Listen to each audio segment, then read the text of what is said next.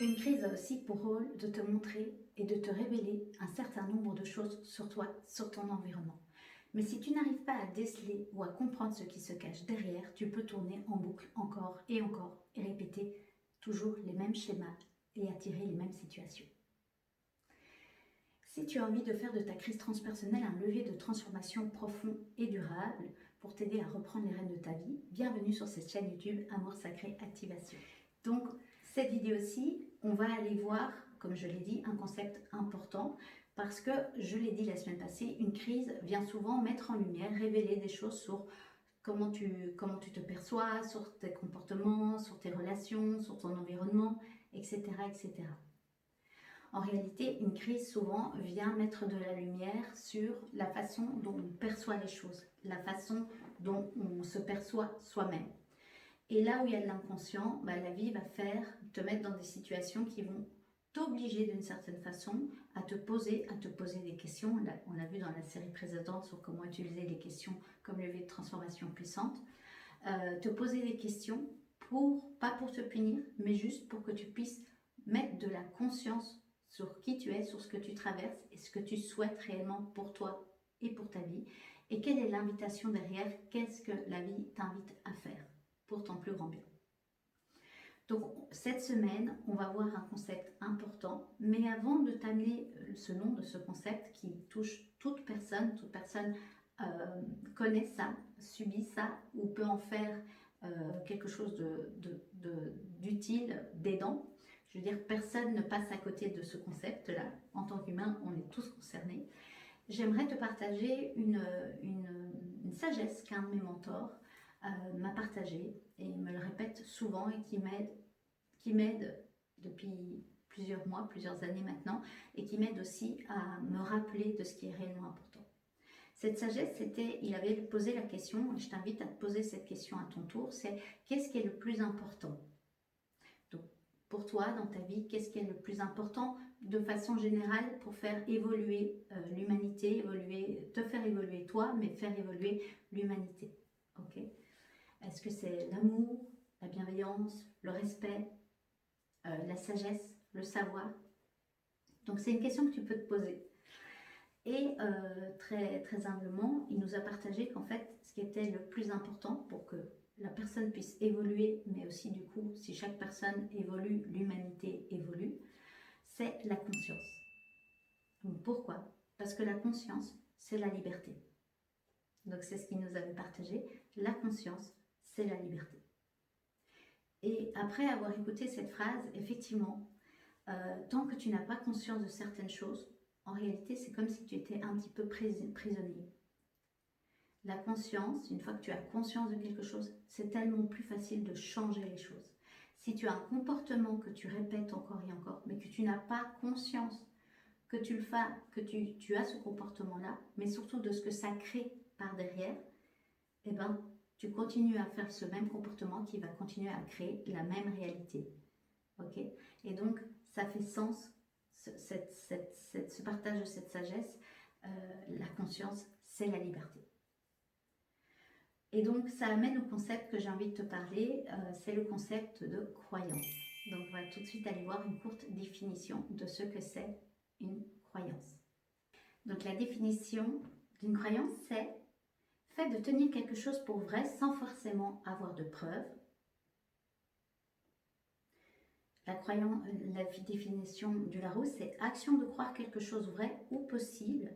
C'est une idée ou conviction que l'on considère comme vraie, souvent sans preuve formelle. Donc tu l'auras compris, une croyance, c'est une perception que tu crois, que tu prends pour vrai. Et on en a tous des croyances. Sur tous les sujets, les domaines de notre vie, on a des croyances, on est fait de croyances, ok? Et comment elles se construisent, ces croyances? Ces croyances se sont construites dès ton plus jeune âge, en fonction de ce que tu as pu entendre dire sur, sur la vie, sur les hommes, sur les femmes, sur les relations, mais aussi sur toi. Comment on te parlait quand tu étais petit, qu'est-ce qu'on disait sur toi? Elle est gentille, elle est discrète, oh, elle est intelligente, oh, toutes des croyances. Et en fait, les croyances se forment à force de répétition. Ou surtout la décharge émotionnelle que ça a pu créer chez toi, de bonheur, de bien-être, de confiance, mais aussi parfois de malaise, de sentiments plus inconfortables. Soit c'est par la répétition, le fait de s'entendre souvent, par exemple un professeur qui dit ah mais un tel elle est intelligente, ou ah celui-là il n'est pas très rapide, hein, il met du temps à répondre, ou ah il est lent, ah il est bête, ou etc., etc.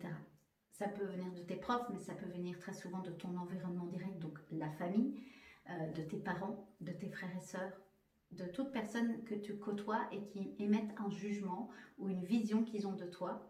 Et toi, à force de l'entendre, d'être baigné là-dedans, au bout d'un moment, tu vas adhérer que c'est forcément vrai et que tu es forcément, que tu as forcément ce type de qualité et ou de faiblesse, entre guillemets. Donc c'est par répétition ou alors lors d'un, comme je l'ai dit, d'une décharge émotionnelle forte, ou comme il y a eu une réaction forte physiquement, même dans ton corps physique, le souvenir c'est fort imprégné, et donc parfois tu peux très rapidement adhérer à ces croyances-là. Et donc en réalité, ce sont les croyances des autres qui vont projeter sur toi, que toi en tant qu'enfant, tu vas soit par la répétition prendre pour vrai, ou alors suite à un choc, tu vas vraiment adhérer. Ok. Et donc on en a tous des croyances. Pourquoi c'est important de pouvoir identifier ces croyances? Parce que ces croyances, en réalité, ce ne sont pas juste des pensées, puisque à force de répéter ces croyances, tu as ces pensées-là sur toi, sur ton environnement, ou sur des thématiques. Je vais donner des sujets après un peu plus concrets. Mais ces pensées vont devenir des actions, vont devenir des comportements. Et ensuite, ces comportements par répétition peuvent devenir une posture. Comment tu te montres au monde, qu'est-ce que tu montres de toi, qu'est-ce que tu crées dans le monde. Et donc, in fine, ça peut même créer ton identité. De croire que tu es telle ou telle personne. Okay. Je te donne quelques exemples. Par exemple, si tu étais petit, tes parents étaient un couple amoureux où l'amour se transmettait de façon saine, on se complimentait, on était fidèles, on était attachés à des valeurs nobles, qu'on pourrait dire, mais plutôt un schéma amoureux de tes parents de saint. Tu vas avoir une croyance que l'amour c'est ça, et tu vas vouloir reproduire ça, ou être en tout cas à la recherche de ça.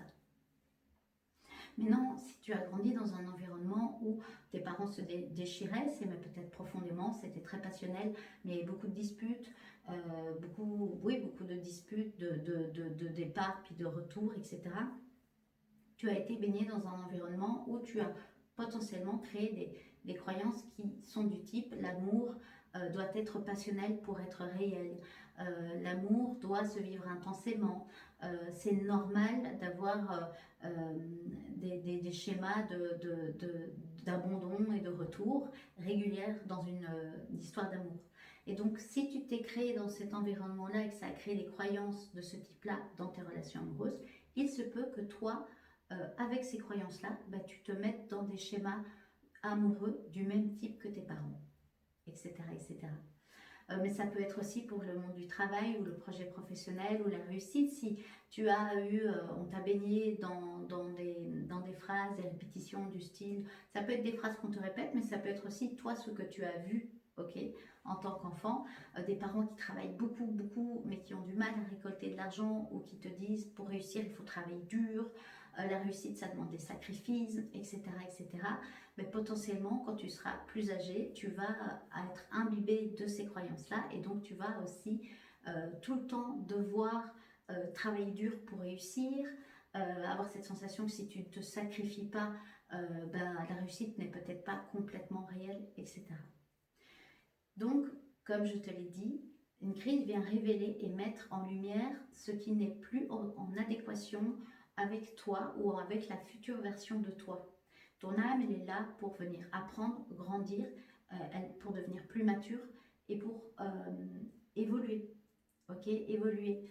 Et donc, souvent, on vit une crise pour que notre âme va nous montrer quelles sont les pensées, quelles sont du coup les croyances qu'on a sur soi, qui, comme on est des êtres vibratoires, on est fait d'énergie, ok, même si tu as peut-être du mal à y croire et tu prends que ce qui résonne pour toi, le fait qu'on ait du sang qui circule, du sang qui est composé de cellules, hein, et des cellules avec des atomes et qui circulent, qui bougent.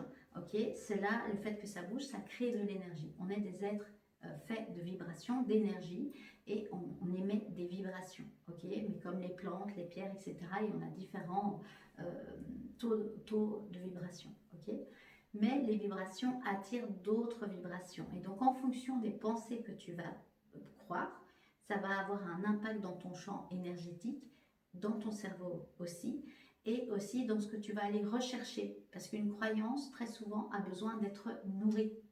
Ok, une pensée a besoin d'être nourrie. Et ton cerveau, il est souvent là, à ton service, mais ton cerveau, il va répondre à ce que tu penses sur toi-même, ou sur la relation de couple, ou sur la réussite. Et donc, si tu as une croyance de la réussite, c'est du sacrifice, tu vas potentiellement vibrer cette vérité qui est ta propre vérité, et tu vas aller te mettre dans des situations où la vie va te renvoyer en effet boomerang, en effet miroir, en effet vibratoire ou attractif, la loi de l'attraction, hein, des situations, des postes où il faudra travailler beaucoup pour que tu puisses réussir, où tu auras besoin de te sacrifier pour avoir cette sensation de réussite. Et donc, ces croyances aiment se nourrir. Donc, une crise vient révéler toute une série de croyances que tu as sur toi et sur ton monde.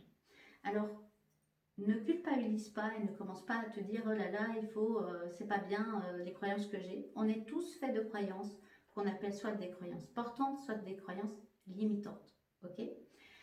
Donc les croyances portantes, ça porte leur nom, c'est plutôt ce qui va mettre en valeur tes forces, ce qui va t'aider à avoir confiance en toi, tes aptitudes parfois naturelles ou que tu vas plus développer.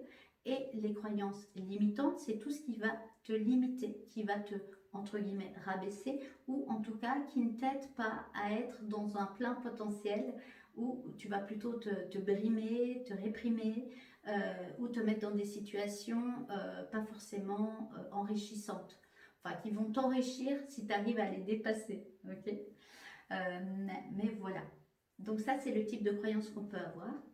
Et en coaching, on appelle ça la carte du monde. Donc on va aller travailler avec la personne. Quelle est ta carte du monde? Donc ta carte du monde, c'est tout ce que tu vas créer comme pensées qui vont se répéter, que toi tu estimes que c'est réel, que c'est vrai, puisque tu le vois par répétition où des adultes viennent te le dire, et comme enfant on se référence aux adultes et on croit souvent ce que les adultes disent, on prend pour vrai, et au bout d'un moment on va se créer une carte du monde sur ce qui est vrai pour nous.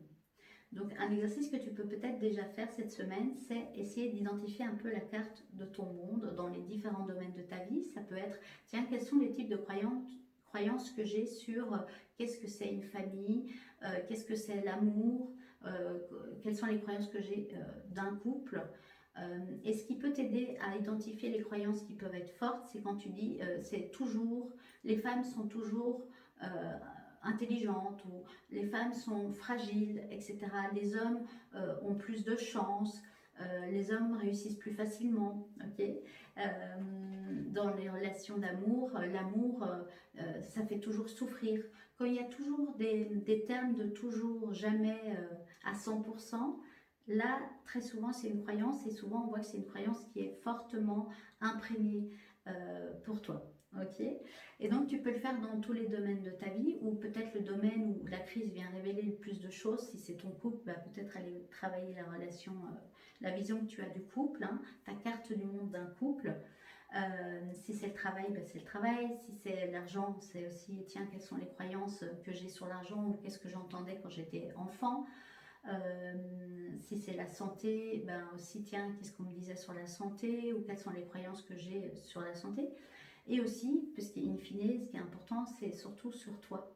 Okay, quelles sont les croyances que j'ai sur moi, comment je me perçois.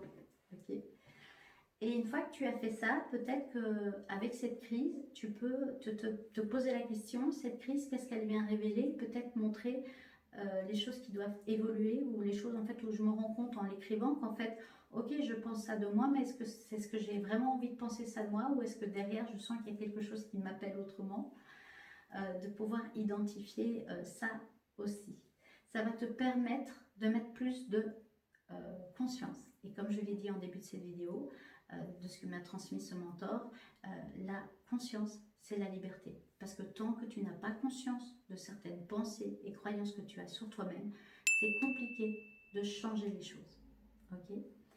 Donc cette semaine, je t'invite à mettre sur papier un petit peu, prendre du temps pour toi pour aller te poser la question, tiens, qu'est-ce que je crois de vrai sur moi? Qu'est-ce que je crois de vrai sur ma relation? Qu'est-ce que je suis sûre ou que je dis ça c'est sûr toujours? Et puis d'aller faire un lien avec la crise que tu traverses actuellement et voir comment ça pourrait déjà évoluer ou qu'est-ce que cette crise a envie de te révéler sur toi. Ça va? Donc, je te dis à la semaine prochaine, on va continuer à aller explorer un petit peu ce concept de croyance, de carte du monde et voir comment tu peux, après les avoir identifiées, faire que celle-ci évolue, mais pour ton plus grand bien et surtout pour que tu puisses faire de cette crise transpersonnelle un vrai levier de transformation profond et durable pour reprendre les rênes de ta vie et être plus en alignement avec la personne que tu as envie d'incarner sur cette terre. D'ici là, moi je te souhaite une belle semaine, je te dis à la semaine prochaine. Si tu aimes ce type de contenu ou que tu vis une crise transpersonnelle et que tu aimes mon énergie, je t'invite évidemment à t'abonner si ce n'est pas déjà fait. Si tu connais quelqu'un qui traverse une crise et qui cherche des tips, des solutions ou de mettre plus de conscience pour retrouver plus de liberté, d'être lui-même, tu peux lui transmettre cette vidéo également. Et je te dis à la semaine prochaine. Prends bien soin de toi surtout. Bye bye.